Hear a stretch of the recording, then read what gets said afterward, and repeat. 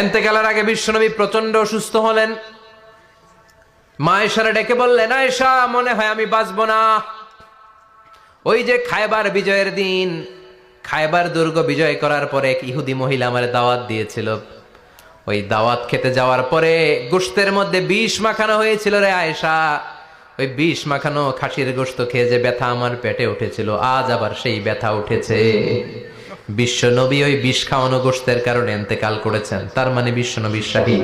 ঠান্ডা পানি আনো, পানির ভেতরে বিশ্ব নবী 2 হাত ঢুকিয়ে দিয়ে ঠান্ডা ভিজা হাত দিয়ে চেহারার মধ্যে মাসে করলেন আর বললেন, ইন্নালিল মাউতিলা সাকারাত, হায় রে মৃত্যুর কি যন্ত্রণা। বিশ্বনবীর কলিজার টুকরা নয়নের পুটুলি সাইয়্যিদাতুনা ফাতিমা বিশ্বনবীর কান্না সহ্য করতে পারে না। বিশ্বনবীকে ধরে মা ফাতিমা, সাইয়্যিদাতুনা ফাতিমা বিলাপ করা শুরু করে দিলেন, চিৎকার দিয়ে কান্নাকাটি